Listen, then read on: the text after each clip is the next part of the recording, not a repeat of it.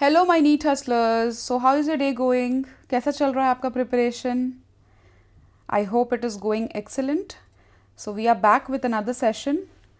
अगर आप न्यू हैं इस चैनल पे, फर्स्ट टाइम इस वीडियो को देख रहे हो, तो आप सबसे पहले तो आप सब्सक्राइब कर लीजिए हमारे चैनल को. इस चैनल पे आपको सबसे फाइनेस्ट कंटेंट जो कि बच्चों के हिसाब से शॉर्टलिस्ट किए गए हैं, कस्टमाइज़ किए गए हैं आपके रिक्वायरमेंट के हिसाब से, वो आपको यहाँ पे मिलने वाला है. Not only this NCERT series but apart from this diagram series, numerical series, बहुत सारे हमारे पाइपलाइन पे है. All will be launched over here. So definitely just subscribe the channel and for sure press the bell notification so that you get the notification timely. Also you can see the link for the telegram group. आप जल्दी से telegram group भी join कर लीजिए ताकि आपको regular updates मिलती रहे, कुछ भी आपसे मिस ना हो. तो telegram group ज्वाइन करना ना भूले. वहाँ पे PPTs, PDFs जो भी होता है वहाँ पे ही मैं डालती हूँ. सो वहाँ पे आपको सारी चीज़ें मिल जाएंगे. अगर आप बायोलॉजी के कंटेंट के लिए एंथुसियास्टिक है अपार्ट फ्रॉम नीट ऑल्सो, तो आप हमारे इंस्टाग्राम पेज को भी फॉलो कर सकते हैं. We regularly discuss multiple aspects of biology और any interesting video related to human body. Okay, so चलिए स्टार्ट करते हैं. सो हमने क्या किया था, एक्सक्रीशन कंप्लीट कर लिया था, राइट? तो अब हम क्या मैराथन स्टार्ट करने वाले हैं. अब हम लोकोमोशन एंड मूवमेंट स्टार्ट करने वाले हैं. सबको पता है क्या होता है लोकोमोशन, क्या होता है मूवमेंट? किसी को पता है? अगर पता है आपको तो आपको डिफरेंस भी पता होगा, इसीलिए दोनों टाइटल में एक साथ एनसीईआरटी ने लिख रखा है ताकि आप पता लगा पाओ कि ये दोनों एक है कि अलग है. ठीक है, सो चलिए हम समझेंगे इस चैप्टर में. सबसे पहले आपको पता होगा यहाँ का रूल क्या है. मैं क्वेश्चंस करूँगी और मैं क्वेश्चंस करने के साथ साथ क्या क्या पूछूंगी आपसे. मैं ये पूछूंगी कि आपको पता है 5 सेकंड वाला रूल. अगर 5 सेकंड में आप आंसर कर पाते हो that means you are okay, you are going fine. अगर आप नहीं आंसर कर पाते हो तो तुरंत मुँह धो के आना है आपको. Rule number 1. सेकेंड रूल क्या है, आपको अपना हाइलाइटर अपने साथ लेके बैठना है. पेन, पेपर, पेंसिल जो भी है एनसीईआरटी बुक खोल के साथ में लेके बैठना है ताकि आप समझते रहो कि आपको यहाँ पढ़ाया क्या जा रहा है.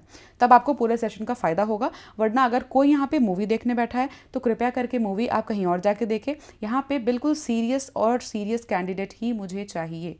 ठीक है, नीट बिल्कुल सामने है, मजाक करने का भी कोई टाइम नहीं है. अगर आप इस वीडियो तक पहुंच गए हो देन वेरी गुड, आप सही जगह आए हो. अभी के बाद से आपको एनसीईआरटी से रिलेटेड किसी भी तरह की कंटेंट की बायोलॉजी के लिए कोई ज़रूरत नहीं पड़ेगी. ठीक है, सो फुल फोकस होकर आपको अभी यहाँ देखना है. अगले 1 घंटे तक आपको बिल्कुल अलर्ट मोड में रहना है. बहुत ईजी चैप्टर है, कुछ बेसिक चीज़ें हैं, एक आध कंसेप्चुअल पार्ट है, तुरंत खत्म हो जाएगा. ठीक है, as usual we will not complete the entire thing in one shot because I will not extend the length of this video anyhow beyond 1.5 hours. ठीक है, सो वो मेरा मैक्सिमम लिमिट है because I know interest lose हो जाता है. आप देखोगे नहीं तो मुझे पढ़ा के कोई मतलब नहीं है जब आप देखोगे ही नहीं.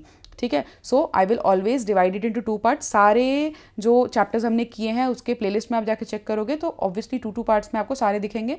तो आप उन पार्ट्स को भी कवर कर सकते हो. आफ्टर दैट आप इस वीडियो को आ सकते हो. ठीक है, after watching this also you can go and visit all those videos.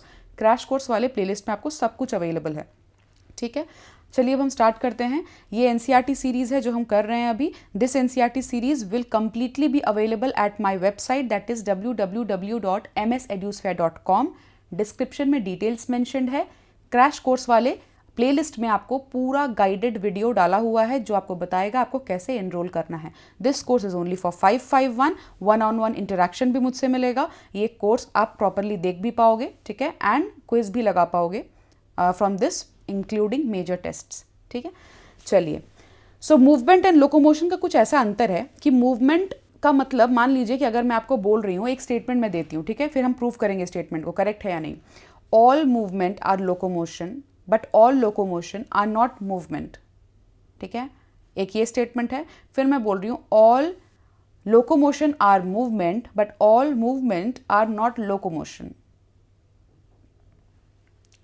ठीक है, सो अब ये स्टेटमेंट में से क्या सही है? तो मूवमेंट का मतलब ये है कि आप एक ही जगह पे खड़े हो और आप कुछ ऐसे ऐसे ऐसे ऐसे ऐसे ऐसे कला कर रहे हो. ठीक है, बट आप खड़े एक ही जगह पे हो. आपने क्या नहीं किया है, आपने इधर point A to point B आपने विजिट नहीं किया है. उस केस में हम क्या बोलेंगे, you are only moving at one point. अगर आप एक पॉइंट से दूसरे पॉइंट तक चल के चले जाते हो या रेंग के चले जाते हो या क्रॉल करके चले जाते हो, अपना लोकेशन अगर आप चेंज कर लेते हो, in that case we will say कि अब जो यहाँ पहुँच गया है वो क्या है, वो है हमारा लोकोमोशन.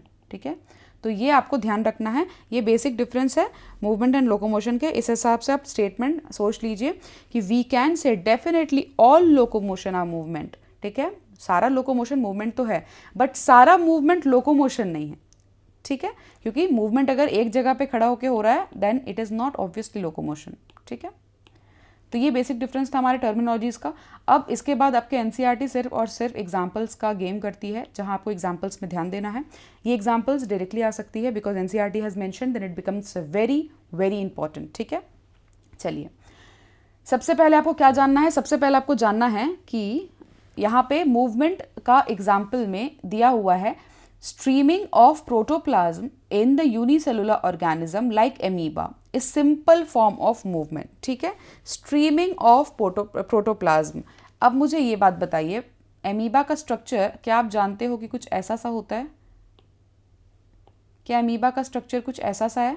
ठीक है, न्यूक्लियस कहीं इधर है। अब इसमें क्या है, ये साइटोप्लाज्म, इनका प्रोटोप्लाज्म बोल लीजिए इंटायरली, बिकॉज ऐसा कुछ अलग तो है नहीं।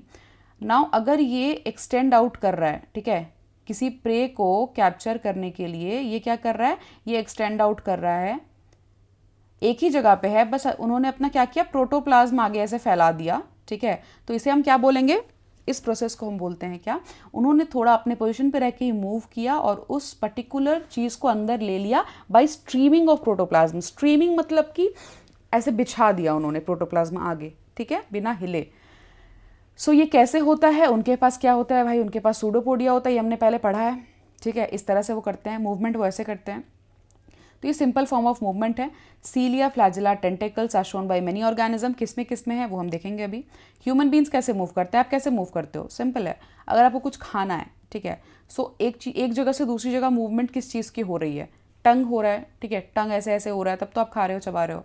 एंड लिम्स होते हैं किसके लिए, चल के आप अपने पोजीशन को आप चेंज करते हो, एक पोजीशन से दूसरे पोजीशन तक आप पहुंचते हो, डिस्टेंस ट्रैवल करते हो। ठीक है, या आपके बॉडी में डिस्प्लेसमेंट होता है, उस केस में क्या हम बोलते हैं इसे, लोकोमोशन। मतलब सिंपल क्या है, चेंज ऑफ प्लेस और लोकेशन। ठीक है, ये वॉलंटरी मूवमेंट होता है। क्या ऐसा है कि आपको पता नहीं चलता, आप यहाँ से वहाँ चले जाते हो, ऐसा तो नहीं है। ठीक है, आप वॉलंटरली एक जगह से खड़े होते हो, उठते हो, चलते हो, फिर वहाँ पहुँचते हो, राइट। तो ये आपका कॉन्शियस एफर्ट है, तो ये आप कॉन्शियसली कर रहे होते हो।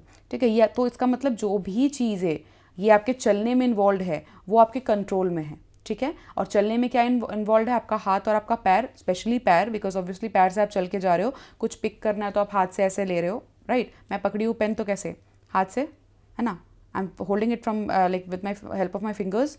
तो ये क्या है, this is how it helps. ठीक है, लिम्स एंड जो हमारा हैंड्स होता है वो इस तरह से हमें हेल्प करता है अलग अलग वर्क परफॉर्म करने में। So these are voluntary. Involuntary का मतलब मुझे लगता है समझाना नहीं पड़ेगा, बिकॉज आई एम एक्सपेक्टिंग कि आपको पता है। इनवॉलंटरी मतलब जो अपने कंट्रोल में नहीं है, वॉलंटरी मतलब जो अपने कंट्रोल में है। ठीक है, चलिए फिर हम आते हैं वॉकिंग, रनिंग, क्लाइंबिंग, फ्लाइंग, सब कुछ इस चीज़ में आता है लोकोमोशन की कैटेगरी में, क्योंकि आपका पोजिशन चेंज हो रहा है, प्लेस चेंज हो रहा है। अब आता है हमारा सीलिया। ठीक है, पैरामीशियम में क्या प्रेजेंट होता है स्ट्रक्चर, सीलिया बायोलॉजिकल क्लासिफिकेशन का हिस्सा है। दोबारा से बिल्कुल भी नहीं ज़रूरत पड़नी चाहिए आपको, 1 सेकंड या 5 सेकंड भी नहीं लगना चाहिए आपको, 2 सेकंड में आंसर आना चाहिए। ठीक है, सो सीलिया पैरामीशियम में होता है। ये आपको सपने से भी कोई उठा के पूछे कहाँ होता है भाई, पैरामीशियम में क्या होता है, आपको सीलिया याद रखना है।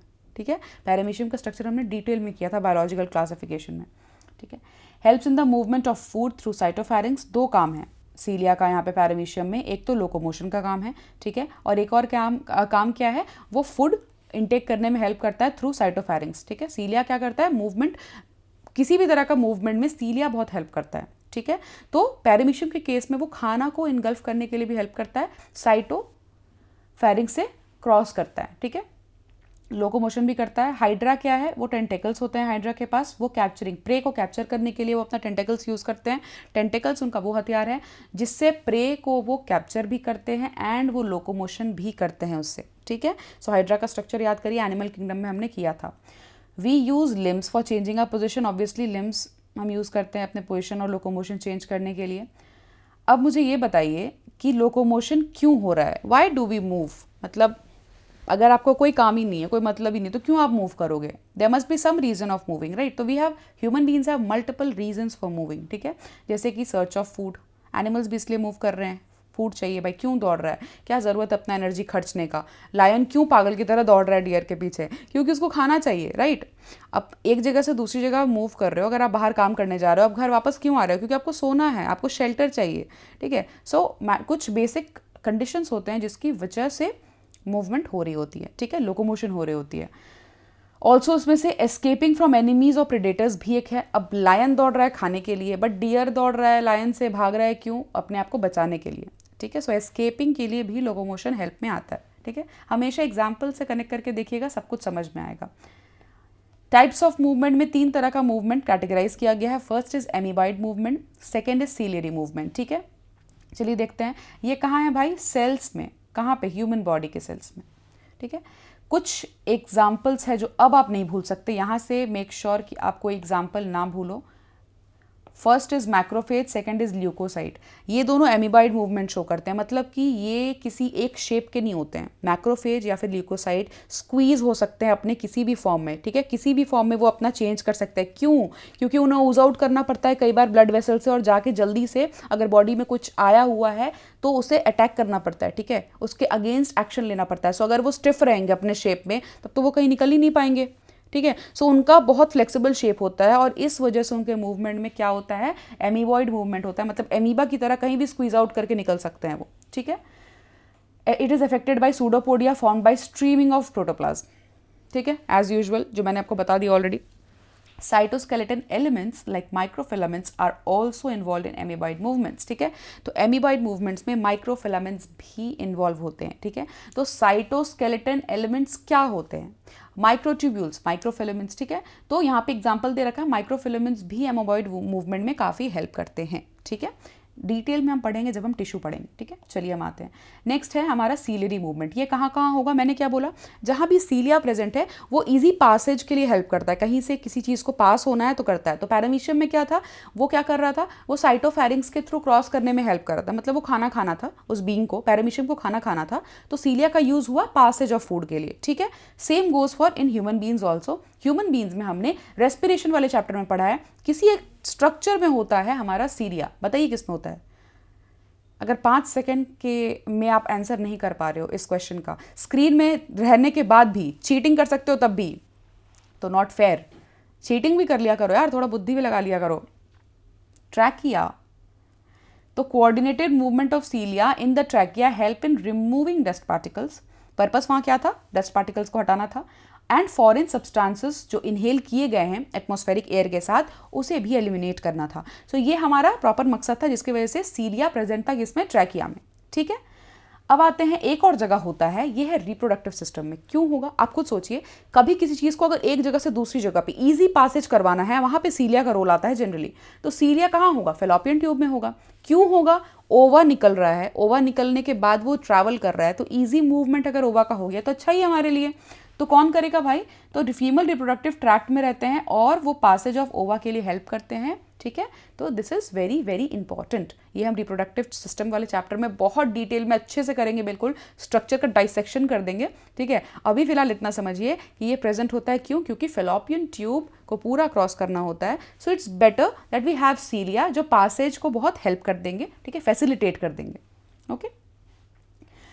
थर्ड टाइप का जो हमारा मूवमेंट है जो हमारे बॉडी में होता था, फर्स्ट क्या था, एमीबॉइड, सेकंड क्या है, सीलियरी, थर्ड टाइप का मूवमेंट क्या बोला ह्यूमन बॉडी में, एनसीईआरटी ने बोला है muscular movement. Muscular movement limbs, jaws, tongue, मैंने जो एग्जांपल दिया, कुछ आप च्यू कर रहे हो तो टंग, कुछ आप चबा रहे हो, ठीक है, मतलब बोलस जो बनता है आपके माउथ में, वो बोलस बन कैसे रहा है, आपका टीथ काम कर रहा है, आपके जॉज मूव कर रहा है। अगर मान लीजिए ये स्टिफ है, ठीक है, सो अगर मान लीजिए ये कौन सा नीचे वाला जो है, बताइए। अगर किसी को ये आंसर नहीं पता है तो जल्दी मुंह धो के आइए, मैंने पढ़ाया नहीं अभी बट आपने तो पढ़ा है। नीचे वाले को क्या बोलते हैं जो मूव कर रहा है, I have given a trick for this, edible से मैंडिबल, तो ये मैंडिबल है। तो मैंडिबल मान लीजिए मूव नहीं कर रहा, तो क्या आप खाना खा पाओगे, आप चबा ही नहीं पाओगे, you can not chew food. In that case क्या होगा, उसके बाद इसका मतलब ये हुआ कि अगर आप चबा नहीं पाओगे, जॉ मूव नहीं करेगा, तो फिर आप खाना भी नहीं खा पाओगे। तो आपको एनर्जी तो चाहिए, तो उसके लिए क्या है, इसका मूवमेंट इंपॉर्टेंट है। ये मसल्स है, यहाँ भी मसल्स है, ठीक है, it's not only bone, muscles and bones combine करके काम कर रहे हैं। टंग क्या कर रहा है, उसको फैसिलिटेट कर रहा है बोलर्स बनाने में प्रॉपरली, ठीक है, एंड टीथ च्यू कर रहा है, ठीक है। सो लिम्स, जॉज, टंग एटसेट्रा ये सब क्या करते हैं, मूवमेंट में हेल्प कर रहे हैं अलग अलग तरह का फंक्शन परफॉर्म करने के लिए, ठीक है।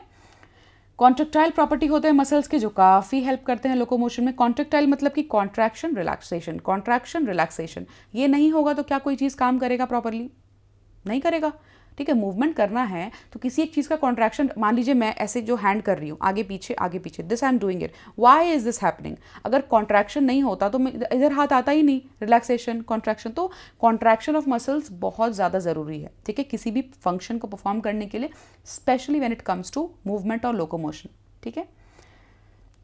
अब लोकोमोशन जो है वो परफेक्टली कोऑर्डिनेटेड एक्टिविटी है किसका किसका, 3 सिस्टम्स का, muscular system, skeletal system and neural system. Neural signals नहीं आएगा तो कुछ नहीं होगा। इसी वजह से पैरालिसिस के केस में क्या होता है, कुछ मूव नहीं हो पाता है, even though we have muscles bones, still paralysis वाले केस में क्यों नहीं होता है, बिकॉज हमारा जो न्यूरल सिस्टम है वो सही से काम नहीं करता है। इसका मतलब क्या है कि coordinated movement of neural system, muscular system and skeletal system, all the 3 are very very mandatory to perform a certain function. इसका मतलब अगर locomotion करना है, अगर हाथ movement करना है, then I need all these 3 systems to work in a coordinated manner, ठीक है। सो ये है हमारा 3 system, first one is muscular, second one is skeletal and third one is neural, ये याद रखना है, लोकोमोशन के लिए मैंडेटरी कंडीशंस है, ठीक है। अब इस चैप्टर में हम पढ़ेंगे टाइप्स ऑफ मसल्स, ठीक है, स्ट्रक्चर ऑफ मसल्स। तो चलिए हम आते हैं मसल्स पे। तो जब हम मसल्स पे आते हैं सबसे पहले हम क्या पढ़ेंगे कि सीलिया एंड फ्लैजिला जो है वो आउटग्रोथ्स होते हैं सेल मेम्ब्रेन के, ये हम चैप्टर 8 में पढ़ेंगे जब हम चैप्टर 8 करेंगे, ठीक है। अभी हमने नहीं किया, पहले हमने एनिमल फिजियोलॉजी किया आपका इंटरेस्ट बनाने के लिए, बिकॉज प्लांट में तो आप बोर हो जाते हैं, ठीक है। तो मैंने एनिमल फिजियोलॉजी किया है, इसके बाद हम करेंगे प्लांट फिजियोलॉजी। जो टफ लगता है आपको, जो लॉजिकल पोर्शन है जहाँ से क्वेश्चन बनेंगे और आप गलत करोगे, वो मैं पहले कवर करवा रही हूँ ताकि आपको एग्जाम के काफ़ी दूरी पे ही आपको सब कुछ क्लियर हो जाए कंसेप्ट, ठीक है। अगर आप इस वीडियो तक पहुँच गए हो तो इस प्लेलिस्ट को आप पूरा देख लेना, आपको कोई डाउट नहीं बचेगा, ठीक है। एंड डेफिनेटली कोर्स एनरोल करना, बिकॉज वहाँ पे आपको सारे वीडियोस मिलेंगे, कुछ भी कम नहीं है, because genetics we will be doing there, ठीक है। जेनेटिक्स के कुछ वीडियोस मैं डालूंगी यहाँ पे, but in order to understand everything you need to go there, because I prefer only serious candidates in my platform, ठीक है। The fee charge is minimum, लेकिन I need serious candidate in my platform. बहुत ऐसे लोग हैं जो YouTube पे आते हैं, देखते हैं, वैल्यूलेस समझ के चले जाते हैं। I don't need that people. If you find my content that I'm presenting over here any way worthy for you, then you definitely come and enroll in the batch. It is too much useful for your examination point of view, ठीक है। चलिए, flagellar movement help in swimming of spermatozoa. किस लिए flagella की तरह क्या move करता है, फ्लैजुलर मूवमेंट कैसे, ऐसे ऐसे कुछ है, ठीक है, कुछ जो स्विम सा कर रहा है, तो कहाँ स्विम हो रहा है, तो स्विमिंग ऑफ स्पर्मेटोजोआ, ठीक है। स्पर्म का शेप ऐसे तो नहीं होता है, नॉट स्फेरिकल एट ऑल, ठीक है। अगर मान लीजिए एक हेड टाइप का है, ठीक है, and this is this sperm, तो स्पर्मेटोजोआ का जो मूवमेंट है वो स्विम कहाँ कर रहा है, बॉडी फ्लूइड में, कहाँ स्विम करेगा, फीमेल ट्रैक्ट में, ठीक है। सो ये जो स्विम करने में हेल्प कौन करता है, उसको स्विमिंग करने में फ्लैजुलर मूवमेंट हेल्प करता है, क्योंकि फ्लैजुलर मूवमेंट उसका लाइक कैटेगरी ऑफ मूवमेंट है जो स्पर्म फॉलो करते हैं। नेक्स्ट है maintenance of water current in the canal system of sponges. Sponges में हमने पॉरीफेरा में क्या पढ़ा है भाई, पॉरीफेरा ही होता है स्पॉन्जेस, ये तो पता है, ऐसा तो नहीं कि मैम क्या बोल दिया आपने, ये तो मुझे समझ ही नहीं आया, स्पॉन्जेस पॉरीफेरा, किसी को ये डाउट तो नहीं है कम से कम, ठीक है। स्पॉन्जेस पॉरीफेरा ही है, ठीक है। तो उनके बॉडी में हमने क्या पढ़ा था, ऑस्टिया था उनका बॉडी में, ओपनिंग्स थे, ठीक है, कोएनोसाइट्स पढ़े थे हमने, बीच में हमने सिस्टम पढ़ा था, क्या पढ़ा था, वाटर कैनाल सिस्टम था कि वाटर वास्कुलर सिस्टम था। जो बेटा वाटर वास्कुलर सिस्टम बोल रहा है ना, आप पूरा बाल्टी में डूब के आइए अब, ठीक है, बिल्कुल नहीं सोचना ये सब पाप है, ये सब अनर्थ है। तो आपको यहाँ क्या मिलता है, बिल्कुल स्पॉन्जेस में हमने क्या पढ़ा था कि प्रॉपरली एक मूवमेंट के लिए फ्लैजुलर मूव कैसे होगा, अब यहाँ से ऑस्टिया से पानी घुसता था एंड ऐसे निकल जाता था, तो water canal system. Okay, now we will come to next section, that is canal system of sponges, that is water canal system, and locomotion of protozoans like euglena, ठीक है। तो यूग्लेना में जो लोकोमोशन है प्रोटोजोन्स में, जैसे कि euglena का एग्जांपल दिया गया है, वो कैसे फ्लैजुलर मूवमेंट शो करते हैं। Okay, so now next is muscle. Muscle is a specialised tissue of mesodermal origin. इसमें कोई डिफिकल्टी नहीं होनी चाहिए, ऑब्वियसली मसल से मेसोडर्मल, इट्स इजी, ठीक है। मीजोडर्मल इन ओरिजिन कहाँ हमने पढ़ा है, और हार्ट में ही पढ़ा है, बिकॉज हार्ट भी मीजोडर्मल इन ओरिजिन है। Why, because it is comprised, it is completely made up of muscles only, ठीक है। आपका हार्ट इतना इंपॉर्टेंट ऑर्गन, कंप्लीटली मसल्स है। You can understand the value of muscular system, ठीक है। That is the contribution of muscles in human body. कितना contribution है? 40 to 50%। ये बहुत होता है। That's why it's very very necessary कि आपका मसल्स बॉडी में बहुत स्ट्रांग रहे। आप सिर्फ ऐसे ही चलते फिरते बोन प्लस मसल के एक वो कहते हैं ना, हम हार्ड मास का आप टुकड़ा ना हो, बस आपके पास कुछ स्ट्रेंथ होना चाहिए। सो दैट्स वाई वी से कि मसल स्ट्रेंथ करो, मसल स्ट्रेंथनिंग करो, दैट्स वाई इट्स इंपॉर्टेंट, ठीक है। सो 40 to 50% ह्यूमन वेट का ये कंप्राइज कर रहा है। They have special properties like excitability, contractility and extensibility, elasticity, मतलब कि 4 प्रॉपर्टी है, ठीक है। They have 4 property, 1 2 3 4। क्या क्या है बताइए मुझे, लिख लीजिएगा बगल में, बिकॉज ये चीज़ है जो मिस हो सकती है, जो मिस नहीं होनी चाहिए, ठीक है। Excitability, contractility, okay. Next is extensibility and fourth one is what? Elasticity, ठीक है। तो ये सब आपको याद रखना है। ये चारों प्रॉपर्टी किसके हैं? मसल्स के, ठीक है। Muscles has been classified using different criteria. अब अपीयरेंस के बेस पे, लोकेशन के बेस पे, नेचर ऑफ रेगुलेशन के बेस पे एंड एक्टिविटीज़ के बेस पे, ठीक है, वो किस पे कैटेगराइज किए गए? वो 3 कैटेगरीज में किए गए। बेसिस हमेशा याद रखना है, ठीक है। फर्स्ट बेसिस क्या है? Using different criteria, namely first one is location, second one is appearance, third one is nature of regulation of their activities. Very very important 3 criteria NCERT ने मेंशन कर दिया है। क्या क्या है उसमें? फर्स्ट स्केलेटल, दूसरा visceral and third is cardiac muscle, ठीक है। What is skeletal muscle? Closely associated, नाम से पता चलना चाहिए आपको कि स्केलेटल मसल्स वो मसल्स है जो कि स्केलेटल सिस्टम से क्लोजली एसोसिएटेड है एंड जो वॉलंटरी फंक्शंस है हमारे बॉडी के उसमें हेल्प करने वाले हैं, ठीक है। क्यों? क्योंकि बोन और लाइक मसल्स जुड़ के what you do, you can walk, you can swim, you can crawl, ठीक है, you can climb tree. How you can do that? By complementing both skeletal as well as muscular system. Muscular system में क्या complement करेगा? muscles. तो skeletal muscles complement करेंगे। इन्हें हम striated भी बोलते हैं। क्यों? इनके appearance की वजह से इनमें striations होते हैं, ठीक है। तो आपको दिखेगा, मैं अभी डायग्राम दिखाऊंगी आपको, स्ट्रिएशंस प्रेजेंट होते हैं इनमें, ठीक है। उससे पता चलता है स्ट्रिप्ड अपीयरेंस की वजह से। माइक्रोस्कोप के अंदर जब हमने देखा तो इस सेल्स में स्ट्रिप्ड अपीयरेंस था, इस वजह से स्ट्रिएटेड मसल्स बोलते हैं। एंड ये वॉलंटरी कंट्रोल में होता है, हमारे कंट्रोल में होता है। I can move my fingers, hands, why? Because this is a voluntary like muscle and it is under my control, okay. ये सेम चीज़ लिखा हुआ है, ये लोकोमोशन और बॉडी पॉस्चर के लिए हेल्प करेगा। विसरल मसल्स क्या है? ये कहाँ प्रेजेंट होगा? हॉलो विसरल ऑर्गन्स में। विसरल मतलब अंदर की तरफ, हमेशा मैंने बोला था पैराइटल मतलब बाहर की तरफ, विसरल मतलब अंदर की तरफ। तो विसरल अगर बोल दिया गया है, इसका मतलब वो ऑर्गन्स जो आपके अंदर की तरफ है, that means they are very very essential organs, ठीक है। सो वो ऑर्गन्स जो अंदर की तरफ है, वहाँ पे क्या होगा हमारा? वो होगा हमारा विसरल ऑर्गन्स, ठीक है। और वहाँ पे कौन होता है प्रेजेंट? इनवॉलंटरी मसल्स, जिसे हम बोलते हैं विसरल मसल्स। नेम स्मूथ इन अपीयरेंस होता है टेक्सचर वाइज, तो इसलिए हम इसे स्मूथ मसल्स भी बोलते हैं या फिर नॉन स्ट्रिएटेड मसल्स। तो 3 नाम हो गया, visceral muscles, smooth muscles, non striated muscles, skeletal muscles, striated muscles, voluntary muscles, ठीक है। फिर से skeletal muscles, striated muscles, voluntary muscles. Second is smooth muscles, involuntary muscles, ठीक है। उसके बाद एक और नाम विसरल मसल्स, ठीक है। Very very important, you don't have to forget these things, okay. Non striated भी है इसका एक और नाम। नाउ इनवॉलंटरी मसल्स का मतलब वहाँ है डाइजेस्टिव ट्रैक्ट में कब खाना कौन सा पचेगा, कब प्रोटीन पचाना है, कब कार्बोहाइड्रेट डाइजेस्ट करना है। Do you have control over that? No.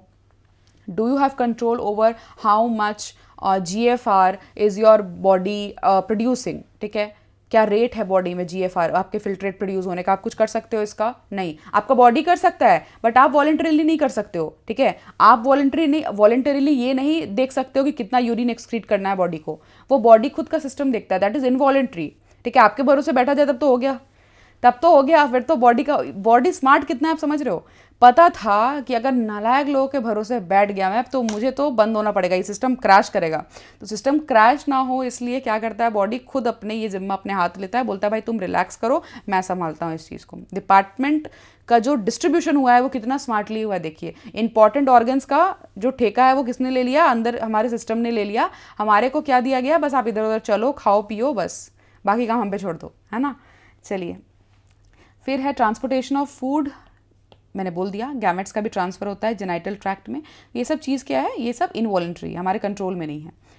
Cardiac muscles third category है, ठीक है। मसल ऑफ हार्ट, सीधी बात है, कार्डियक जहाँ आ गया मसल्स ऑफ हार्ट, सब कुछ हार्ट से रिलेटेड, ठीक है। कार्डियक मसल्स स्ट्रेटेड होते हैं, ठीक है। कार्डियक मसल इनवॉलेंट्री होते हैं, ऑब्वियसली हमारे कंट्रोल में नहीं होते हैं। एक और है ब्रांचिंग पैटर्न, इनमें ऑब्जर्व किया जाता है, ठीक है। तो वेरी वेरी इंपॉर्टेंट। अब मैं आपको एक कंपैरेटिव डायग्राम दिखा देती हूँ ताकि आपको समझ आए। Okay, I hope so it's visible. Okay, देखिए ये है आपका मसल्स, ठीक है, विजिबल है, yes. So first one is skeletal muscle. कैसे अलग है ये देखिए, आपको कुछ एक धुंधला धुंधला सा लाइन ऐसे ऐसे दिख रहा है, इस टाइप से। सो मैंने क्या बोला, स्ट्रिप्ड अपीयरेंस होगा। ये स्ट्रिप्ड अपीयरेंस दिख रहा है आपको, सारे में है, दिख रहा है। ऑल्सो दिख रहा है, क्या ये ब्रांच्ड है, क्या आपको ये ब्रांच दिख रहे हैं? नहीं, ये क्या है, ये है अनब्रांच्ड, ठीक है। ये अनब्रांच्ड होते हैं एंड कहाँ प्रेजेंट होते हैं, इनका लोकेशन क्या होता है, इनका लोकेशन होता है एक आर्म, फोर आर्म आपको दिखाया हुआ है, ठीक है। So you can understand this is the location skeletal muscles का। कमिंग टू कार्डियक मसल्स, आप मुझे बताइए कार्डियक मसल्स में आपको क्या दिख रहा है? क्या आपको स्ट्रेशंस दिख रहे हैं ऐसे ऐसे? देखिए यहाँ भी तो है, स्ट्रेशंस दिख रहे हैं आपको, बिल्कुल, यहाँ भी लाइन सा है। अब इसमें क्या आप दिख रहा है, एक एक्स्ट्रा, ये ब्रांच्ड है, ठीक है। आपको दिख रहा है ब्रांच कभी कभी निकल रहा है, तो ये क्या होता है, वो ब्रांचिंग शो हो जाती है इनमें, ऐसे निकल रहा है। कुछ और कलर से दिखाना पड़ेगा, ऐसे आया, ठीक है। अगेन ये इधर से ब्रांच किया है, अगेन इधर से ब्रांच किया है, ऐसे ऐसे ब्रांच किया है। सो ब्रांचिंग हो रही है, इसका मतलब क्या है, इसका मतलब कार्डियक मसल्स में ब्रांचिंग होती है एंड स्ट्रिएशंस प्रेजेंट होते हैं, ठीक है। सो हमारा हार्ट जो है वो कुछ ऐसा ही शो करता है। नेक्स्ट क्या है, स्मूथ मसल्स, एलिमेंट्री कनाल, हमारा एलिमेंट्री कनाल, ठीक है, और लंग्स और kidney, any visceral organ you pick up, ठीक है। तो हमारा एलिमेंट्री कनाल कैसा दिखता है आपको, स्मूथ मसल्स उसमें प्रेजेंट होते हैं। कोई भी फंक्शन वहाँ का हमारे कंट्रोल में नहीं होगा, इनवॉलेंट्री ही होगा। तो इनवॉलेंट्री फंक्शंस परफॉर्म करते हैं ये लोग एंड उनका अपीयरेंस कैसा है आपको दिख रहा है, वाई स्मूथ, इनका नाम क्यों पड़ा ऐसा, नामकरण स्मूथ क्यों हुआ, आपको यहाँ पे दिख रहा है कि इनका स्ट्रक्चर जो है ये बहुत स्मूथ है। आपको दिख रहा है कोई स्ट्रिएशंस, कोई दिख रहा है आपको ऐसे लाइन स्ट्रिप्ड अपीयरेंस, तो नो स्ट्रिप्स, ठीक है, नो स्ट्रिप्ड अपीयरेंस बेटर होगा, नो स्ट्रिप्ड अपीयरेंस, ठीक है। अब कहाँ पे, इसमें अवेलेबल नहीं होता है स्मूथ मसल्स में, इसलिए स्मूथ बोला गया है इसे। एंड ये क्या होते हैं, ये होते हैं इनवॉलेंट्री, ये उनका सबसे बड़ा बेंचमार्क है, ठीक है। ये देख लीजिए यहाँ पे स्मूथ मसल्स, कैसे आपको याद रहेगा, स्मूथ मसल्स कहाँ कहाँ होंगे, सारे अंदर वाले पार्ट में होंगे। उनका कॉम्प्लेक्स इतना काम है कि वो अपना स्ट्रक्चर इजी रखते हैं, स्ट्रक्चर में कोई ओल झोल नहीं, बिल्कुल इजी स्ट्रक्चर रहेगा, स्मूथ रहेगा, कुछ ज़्यादा क्रिएटिविटी उनके स्ट्रक्चर में नहीं है, उनका काम इतना कॉम्प्लेक्स है। तो याद ऐसे रखना है आपको, ठीक है। तो आई गेस आपको तीनों समझ में आ गया वो कैसा दिखता है। अब एनसीईआरटी में नहीं था, सो मैंने आपको दिखा दिया इम्पोर्ट करके। चलिए अब हम आते हैं लाइन पे, ठीक है। अब हमारा एक्चुअली मसल शुरू होगा। दिखता कैसे है मसल यहाँ पे बोला गया है कि each organised skeletal muscle in our body is made up of number of muscle fibres, मतलब कि मसल फाइबर्स बहुत ही वो कंपोनेंट है जो कि आपके मसल बंडल्स को बना रहे हैं, ठीक है। तो बहुत सारे जो मसल फाइबर है ये बहुत सारे मिलेंगे, मतलब ये एक मसल बंडल बनता है, ठीक है। दिस इज मसल बंडल, एक जो मसल बंडल आपको यहाँ दिख रहा है, यहाँ टोटल डायग्राम में कितने 5 मसल बंडल टोटल दिखाए हुए हैं। तो इसका मतलब 5 मसल बंडल्स है और हर मसल बंडल के अंदर बहुत सारे मसल फाइबर्स हैं, ठीक है। उसके बाद हर एक मसल फाइबर को जो सराउंड कर रहा है, ठीक है, जो बॉर्डरिंग कर रहा है, वो क्या कर रहा है, वो है सार्कोलेमा। आपको दिख रहा है, इज इट विजिबल? सार्कोलेमा देखिए किसे बोला जा रहा है, ये है इनका जो बाउंड्री है, ठीक है, उसे सार्कोलेमा बोला जा रहा है, किसके, मसल फाइबर्स के, ठीक है। ब्लड कैपिलरी यहाँ आपको दिख रहा है जो ब्लड एंटर या एग्जिट कर रहे हैं। अब मैं आपको एक ऐसा स्ट्रक्चर दिखाती हूँ जो आपको थोड़ा ज़्यादा बेटर समझाएगा। मसल फाइबर मैंने बोल दिया is lined by muscle fibre, muscle cell, दोनों एक ही बात है, ठीक है। मसल फाइबर लाइन किया है एक प्लाज्मा मेम्ब्रेन ने, उसे हम बोल रहे हैं सार्कोलेमा, जो मैंने आपको डायग्राम में दिखा दिया, ठीक है। इसके अंदर, इस सार्कोलेमा के अंदर बहुत सारा जो लिक्विड होगा उसे हम बोलेंगे क्या, सार्कोप्लाज्म, याद रखिएगा, ठीक है। सार्कोप्लाज्म बोलेंगे वो लिक्विड को जो सार्कोलेमा के अंदर है, दैट मीन्स मसल फाइबर के अंदर है, ठीक है। ऑल्सो सार्कोप्लाज्मिक रेटिकुलम भी प्रेजेंट होता है, मतलब कि endoplasmic reticulum of muscle fibres is sarcoplasmic reticulum, ठीक है, वो प्रेजेंट होता है। अब हम आते हैं the endoplasmic reticulum that is sarcoplasmic reticulum of muscle fibres is the store house. इसमें क्या स्टोर रहते हैं भाई? इसमें स्टोर रहते हैं कैल्शियम, ठीक है, बहुत सारे कैल्शियम इसमें स्टोर रहते हैं, ये आपको याद रखना है, ठीक है। नेक्स्ट है characteristic feature of muscle fibre is the presence of large number of parallelly arranged filaments in the sarcoplasm called myofilaments, ठीक है। तो इसका मतलब क्या है कि मसल फाइबर के अंदर बहुत सारे पैरेलली अरेंज्ड फिलामेंट्स है सार्कोप्लाज्म में, जिसे हम मायोफिलामेंट्स या मायोफाइब्रिल्स बोलते हैं। मतलब कि अगर मैं इस स्ट्रक्चर को जूम आउट करूं, ओके, इस स्ट्रक्चर को मैं जूम आउट करूं तो मुझे कुछ ऐसा स्ट्रक्चर मिलेगा, ठीक है, मुझे कुछ ऐसा सा स्ट्रक्चर मिलेगा जिसके अंदर बहुत सारे फाइबर्स टाइप है, ठीक है, बहुत सारे फाइबर्स है जो पैरेलली अरेंज्ड है एक दूसरे के, ओके। एंड वो कंस्टिट्यूट क्या कर रहा है? वो कंस्टिट्यूट कर रहा है एक मसल फाइबर, ठीक है। तो उसके अंदर बहुत सारे क्या है? बहुत सारे उसके अंदर मायोफिब्रिल्स है, ठीक है, उसके अंदर बहुत सारे मायोफिब्रिल्स है। एंड हर जगह क्या है? सार्कोप्लाज्म प्रेजेंट है, ओके, जिसे हम मायोफिलामेंट्स भी बोलते हैं। Each myofibril has alternate dark and light bands on it. अब हर एक मायोफिब्रिल जो है वो कंस्टिट्यूट क्या करता है? हर एक मायोफिब्रिल जो है वो कंट्रीब्यूट करता है एक स्ट्रिएटेड अपीयरेंस, एक स्ट्रिप्ड अपीयरेंस, ठीक है। क्यों होता है स्ट्रिप्ड अपीयरेंस? क्योंकि लाइट एंड डार्क बैंड्स होते हैं। समझिए कि एक मायोफिब्रिल के अंदर एक सेलेक्टिव रीजन है जो कि लाइट कलर्ड है, एक सेलेक्टिव रीजन जो कि डार्क कलर्ड है। क्यों है? Because of presence of two proteins that is actin and myosin, ठीक है। लाइट बैंड को एक्टिन की वजह से लाइट होता है and it is known as isotropic band. Dark band जो ए बैंड कहते हैं हम, वो डार्क कलर का होता है इसलिए डार्क बैंड बोला जाता है and that is known as an isotropic, ठीक है। तो आपको ये चीज़ याद रखना है। अब इस चीज़ को बेटर आपको समझाने के लिए मैं एक डायग्राम यहाँ पे इंपोर्ट करती हूँ, ठीक है। ये अब मैं मिटा दे रही हूँ। अब आप ध्यान दीजिएगा जो एक्सप्लेन मैं करने वाली हूँ।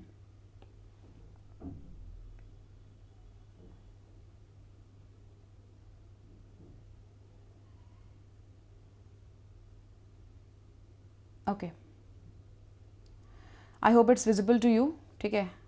चलिए अब समझते हैं हम पहले।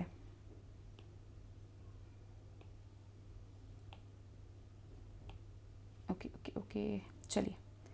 सो दिस इज व्हाट, देखिए इस तरह से आपको हायरार्की पूरी समझ में आ जाएगी, ठीक है। स्क्रीन में विजिबल? Yes visible. चलिए, तो सबसे पहले हम समझते हैं कि सबसे छोटा यूनिट, इसका मतलब क्या है मसल फाइबर में? मायोफिब्रिल, जो कि क्या है? पैरेलली अरेंज्ड है। और बहुत सारे मायोफिब्रिल्स पैरेलली अरेंज्ड है तो फिर क्या बनाते हैं वो फिर आगे बनाते हैं क्या? ध्यान रखिएगा, मायोफिब्रिल जो है वो सार्कोमियर जनरेट करता है। कैसे? When it comes to NCERT मैं आपको दिखा देती हूं, देखो, the portion of myofibril between two successive Z lines, क्या होता है जेड लाइन समझेंगे हम, अभी रिलैक्स रहिए, is considered as the functional unit of contraction that is known as sarcomere. तो आप समझ लीजिए कि ये जो मायोफिब्रिल है, ठीक है, वो क्या है? मायोफिब्रिल के अराउंड सार्कोमियर जो यूनिट है वो सार्कोमियर कहलाता है, ओके। इसमें कुछ यूनिट है जो सार्कोमियर कहलाता है। क्या है सार्कोमियर वो हम देखेंगे अभी, ठीक है, पर इसमें एक यूनिट है जो सार्कोमियर कहलाता है, आपको इतना याद रखना है। अब ये मायोफिब्रिल जो है जिसमें न्यूक्लियाई भी होती है वो सराउंडेड होती है, ठीक है, सार्कोलेमा से, ठीक है। तो सार्कोलेमा क्या था? मसल सेल, ठीक है, या फिर मसल फाइबर।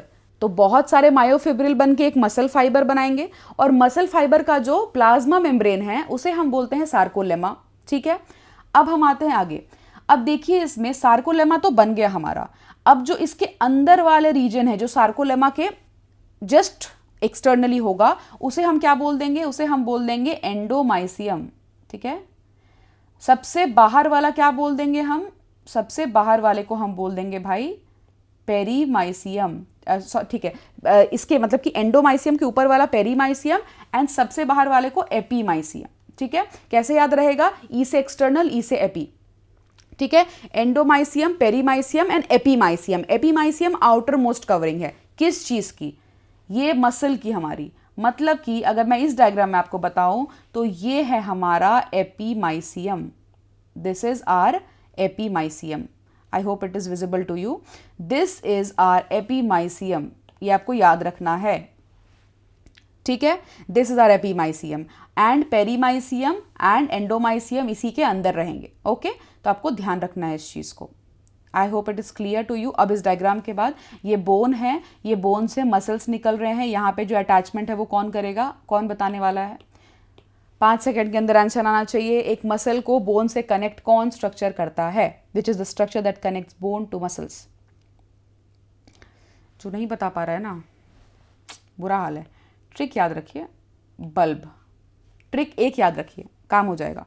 बल्ब मतलब कि बोन टू बोन को लिगामेंट करता है एंड बोन टू मसल को कौन करता है? टेंडन, BTM, टेंडन, ठीक है। तो this is what, connection tendon की वजह से हो रखा है, किसमें? बोन और मसल में, ठीक है। तो ये आपको याद रखना है। तो हमने इस डायग्राम को भी डाइसेक्ट कर दिया। मैंने आपको बोला मायोफिब्रिल है, मायोफिब्रिल सबसे छोटा यूनिट है। बहुत सारे मायोफिब्रिल मिलके क्या बनाएंगे? मसल फाइबर बनाएंगे, जिसे हम मसल सेल भी बोलते हैं। ये मसल फाइबर का जो एक्सटर्नल कवरिंग है उसे हम बोलते हैं सार्कोलेमा, जिसका प्लाज्मा मेम्ब्रेन हम बोलते हैं। मसल फाइबर का प्लाज्मा मेम्ब्रेन है सार्कोलेमा। मसल फाइबर बना कैसे था? बहुत सारे मायोफिब्रिल पैरेलली अरेंज हुए थे, तब हमारा जाके मसल फाइबर बना था, ठीक है। अब न्यूक्लियाई प्रेजेंट है, फैसिकल इसे हम बोलते हैं, ठीक है। जो ये पूरा गठन बन रहा है दिस इज फैसिकल, मतलब कि एक वो सेट जहाँ पे बहुत सारे क्या प्रेजेंट है? बहुत सारे मायोफिब्रिल्स प्रेजेंट है, ठीक है। बहुत सारे मसल सेल प्रेजेंट है, वो मिलके बनाएंगे फैसिकल, ठीक है। एंड फैसिकल बहुत सारे जब मिलते हैं तो क्या बनाते हैं? फैसिकल। बहुत सारे मसल बंडल जब मिलते हैं तो पूरा एक फैसिया बनाते हैं, ठीक है। कैसे?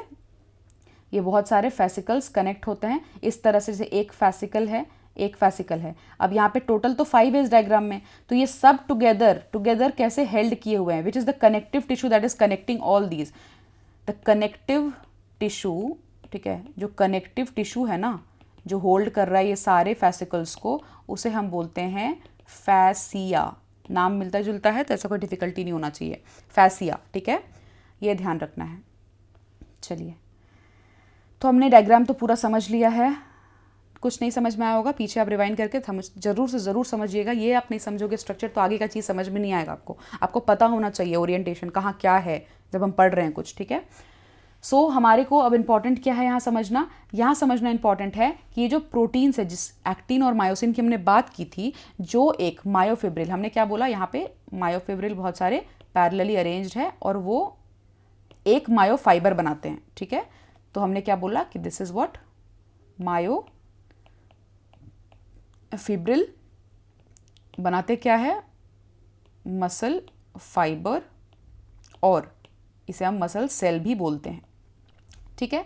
अब इस मायोफिब्रिल, एक एक मायोफिब्रिल को अगर मैं जूम करूंगी, ठीक है, अगर मैं एक एक मायोफिब्रिल को जूम आउट करूंगी तो मुझे दिखाई देगा कि कुछ ऐसे बैंड्स हैं जो मेरे पास लाइट शेडेड है एंड कुछ ऐसे बैंड्स है जो मेरे पास डार्क शेडेड है, ठीक है। तो ये आपको ध्यान रखना है, ओके। कुछ बैंड्स है जो लाइट शेडेड है, कुछ बैंड्स है जो डार्क शेडेड है। सो कैसे याद रखोगे आप? डायग्राम से याद रखोगे, डायग्राम देखते जाइए, ठीक है। Light shaded, dark shaded. अब जो लाइट शेडेड है इसे हम क्या बोल देंगे? जितने भी लाइट शेडेड है इन्हें हम बोल देंगे एक्टिन, ठीक है। इन्हें हम बोल देंगे एक्टिन, एक्टिन प्रोटीन है, ठीक है। और जितने भी डार्क शेडेड है इन्हें हम क्या बोल देंगे? मायोसिन। नाम याद रखना है, मायोसिन, ठीक है। अब देखिए स्ट्रक्चर को, thin and thick filaments respectively हमने बोल दिया। थिन फिलामेंट्स जो पतले दुबले से है, जो मोटे से है बेचारे, ठीक है, एकदम एक जगह पे रहते हैं, मायोसिन, वो हिलते डुलते नहीं है ज़्यादा, ठीक है। In the centre of each I band is an elastic fibre called Z line which bisects it. अब हर एक के पास यहाँ पे एक ऐसा लाइन मिड में, ठीक है, जो बाइसेक्ट कर रहा है आपका किसको? एक्टिन को, लाइट बैंड को। इसे हम लाइट बैंड बोलते हैं, ठीक है, जो एक्टिन प्रोटीन से बना है। सो इसको हम क्या बोलते हैं? जेड लाइन, ठीक है। ये जो आप देख रहे हो this is what, this is Z line, जो बीच से बिल्कुल बीचों बीच बाइसेक्ट कर रहा है किसको? आई बैंड को, ठीक है। ये याद रखिएगा। अब आता है कोई ऐसा चीज भी है जो बीच से बीचों बीच बाइसेक्ट कर रहा है किसको? मायोसिन को, ठीक है, दैट इज हैवी बैंड को। वो कौन है? वो एम लाइन बोला जाता है, ठीक है, एम लाइन है। ये आपको मैंने स्ट्रक्चर बता दिया। अब हम आते हैं, ये जो बैंड है आई एंड ए बैंड वो alternate through out the length of the myofibril present होते हैं, ठीक है। मायोफिब्रिल कितना भी बड़ा है वो पूरे लेंथ में ऐसे ऐसे ऐसे यूनिट्स पूरे टाइम में होंगे। ऐसे यूनिट्स जो आपको दिख रहे हैं ना, ये जो यूनिट है, ऐसे यूनिट्स आपको बिल्कुल ऑल्टरनेटली अरेंज्ड मिलेंगे पूरे मायोफिब्रिल के लेंथ में, जितना भी लेंथ है, ठीक है। अब बताते हैं यहाँ पे एक कैच क्या है। एक यूनिट, जो सार्कोमियर की बात मैंने की थी, तो एक जेड लाइन, अब समझ में आया टू सक्सेसिव जेड लाइंस का मतलब क्या है। तो functional unit of contraction is sarcomere, मतलब ये जो दोनों जेड लाइन है, ठीक है, इस डिस्टेंस जो जेड लाइन का पूरा नॉर्मल रिलैक्स स्टेट में मसल के जो जेड लाइन से जेड लाइन के बीच का जो है वो हम बोलते हैं सार्कोमियर। एंड सार्कोमियर क्या है भाई? फंक्शनल यूनिट ऑफ कॉन्ट्रैक्शन, ठीक है, याद रखना है, फंक्शनल यूनिट ऑफ कॉन्ट्रैक्शन। क्यों बोला गया इसको फंक्शनल यूनिट? क्योंकि इसी का जो लेंथ है वो चेंज होगा बार बार तो मसल कॉन्ट्रैक्ट या एक्सपैंड करता है, ठीक है, ये याद रखना है। मतलब आई बैंड, जिसे हम लाइट बैंड बोल रहे हैं, आइसोट्रॉपिक बैंड बोल रहे हैं, वो स्लाइड इन करेगा किसके साथ? मायोसिन के साथ बार बार। तो उससे क्या होगा? सार्कोमियर छोटा होगा फिर बड़ा होगा, छोटा होगा फिर बड़ा होगा, जेड लाइन पास आएगा दूर जाएगा, पास आएगा दूर जाएगा, ठीक है। सो ऐसे होता है। कैसे होगा भी हम डायग्राम में देख लेंगे। So this is what it is known as. Now the central part of thick filament not overlapped by thin filament is known as the H zone. अब कोई ऐसा पार्ट है जो बिल्कुल ओवरलैपिंग शो नहीं कर रहा है, जरा मुझे बताइए कौन सा ऐसा पार्ट है। चलिए देखते हैं डायग्राम में। ये पार्ट आपको दिख रहा है, किसी और कलर से दिखा दूं? नो, अच्छा ओके, चलिए किसी और कलर से दिखाया जाए, पर्पल से, ठीक है। सो ये जो रीजन है जो बिल्कुल ओवरलैप नहीं कर रहा है किसी भी लाइट फिलामेंट से, ठीक है, पर्पल कलर से आपको अगर नहीं दिख रहा है तो मैं ऐसे दिखा देती हूँ। ये जो रीजन है ना जहाँ पे आई बैंड, ये आई बैंड था हमारा, ठीक है, ये हमारा आई बैंड था और ये हमारा क्या था? ए बैंड था। मायोसिन क्या था? ए बैंड था, ठीक है। तो ये ए बैंड आई बैंड जहाँ पे सिर्फ ए बैंड है और कोई भी आई बैंड नहीं नज़र आ रहा है, इस चीज़ को हम क्या बोलते हैं? इस चीज़ को हम बोलते हैं एच जोन। एच मतलब हेनसेंस जोन, ओके। तो हेनसेंस जोन बोलते हैं जहाँ पे आई बैंड नहीं है, सिर्फ और सिर्फ ए बैंड प्रेजेंट है, बीच में स्ट्रक्चर है, ठीक है। तो आई होप आपको स्ट्रक्चर क्लियर हो गया हो। नाउ कमिंग टू डायग्राम कैसा दिखता है, देखिए एग्जैक्टली ऐसा दिखता है। ये रहा हमारा नीचे डायग्राम एनसीईआरटी का, सेम है, ठीक है। ये हमारा ए बैंड है, ए बैंड मतलब क्या है? Anisotropic band. ये मतलब मायोसिन जितना दूर तक है, जितना दूर तक आपको मोटा फिलामेंट दिख रहा है, थिक फिलामेंट, ठीक है। जो लाइटर शेड है वो आई बैंड है। इसका मतलब आपको एक चीज़ याद रखना है कि मायोसिन के ऊपर ये 50% आई बैंड ओवरलैप्ड रहता है, 50% आई बैंड, और 50% बाहर की तरफ फिर दूसरे में रहता है, ठीक है। सो 50% का ओवरलैपिंग होता है। ये है आई बैंड का बीच का एरिया, जेड लाइन जिसे हमने बोला था। तो ये दो जेड लाइन के बीच का मैंने बोल दिया फंक्शनल यूनिट ऑफ कॉन्ट्रैक्शन होता है, दैट इज सार्कोमियर, ठीक है। स्ट्रक्चर आई होप आपको क्लियर हो गया होगा। अब है structure of contractile proteins. So I guess we can go ahead. Structure of contractile protein हम कर तो सकते हैं, चलिए कर लेते हैं। तो स्ट्रक्चर ऑफ कॉन्ट्रैक्टाइल प्रोटीन होता क्या है? Each actin filament is made of 2 F actins, ठीक है, ये याद रखना है आपको। मतलब ईच एक्टिन फिलामेंट जो है, यहाँ पे देखिए ये एफ एक्टिन, क्या आपको ये एक्टिन फिलामेंट दिख रहा है? ये पूरा जो है ये एक्टिन फिलामेंट है, ठीक है, ये आपको ध्यान रखना है।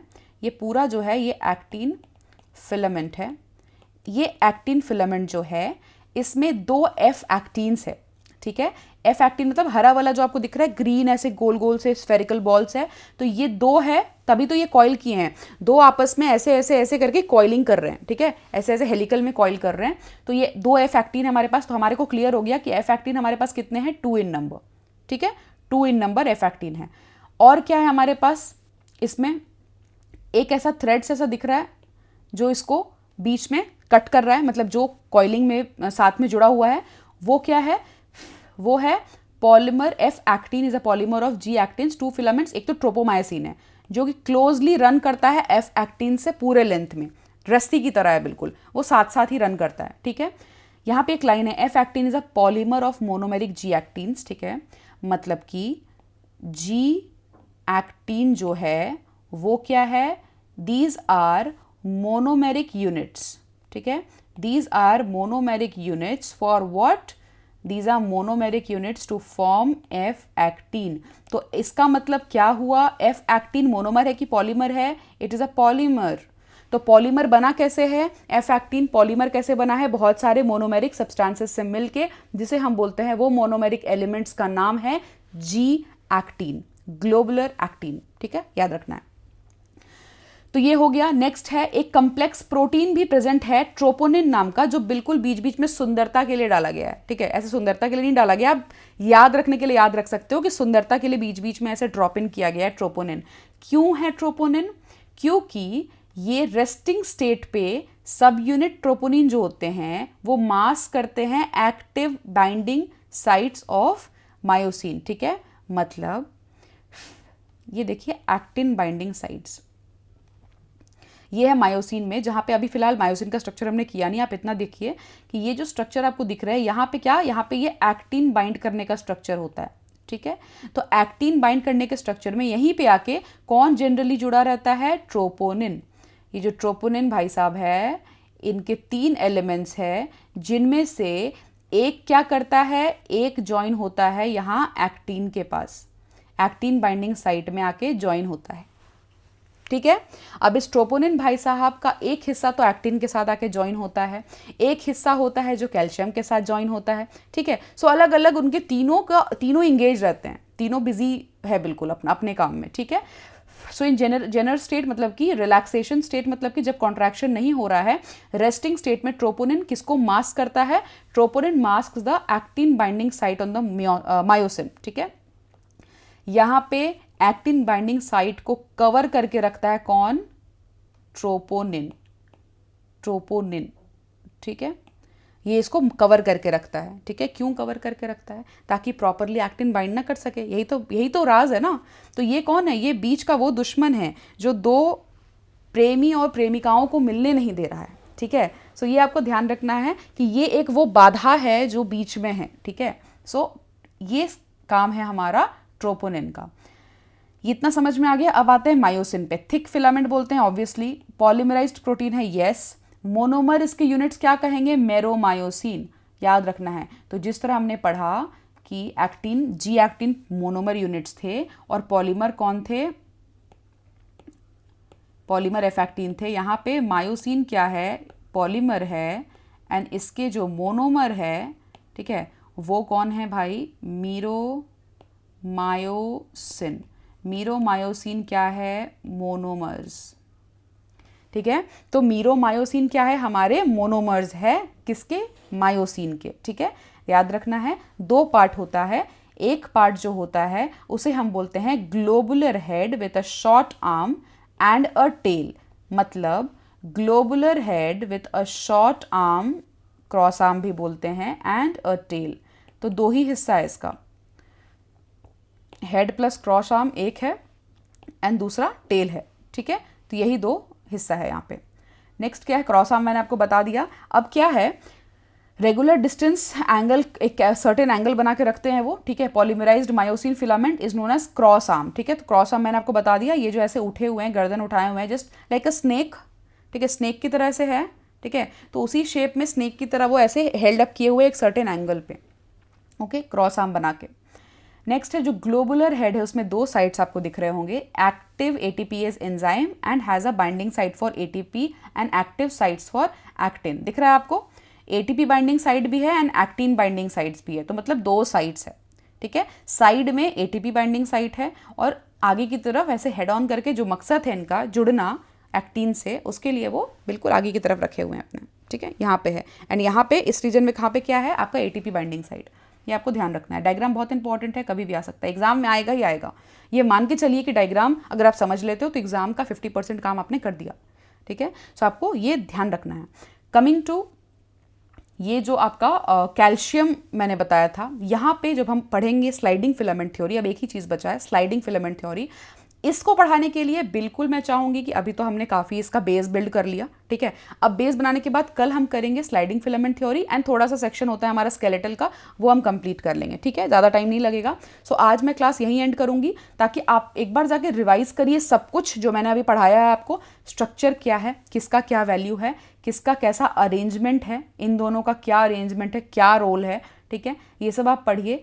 एज वेल एज ये जोन आपको सारा याद होना चाहिए, एंड टू एंड, कुछ भी कंफ्यूजन नहीं होना चाहिए इस जोन में, तब आपको स्लाइडिंग फिलामेंट थ्योरी परफेक्टली समझ में आने वाला है, ठीक है। सो आज हमने वो बेस बना लिया है, अब कल हम एक्चुअली क्या करेंगे, गठबंधन करेंगे, ठीक है। कल बनेगी हमारी सरकार, कल होगा गठबंधन एक्टिन और मायोसिन का, ठीक है। तो आपको 100% इस वीडियो को अच्छे से वॉच करना है, उसके बाद आपको कल आना है सेशन में, आपको देखना है।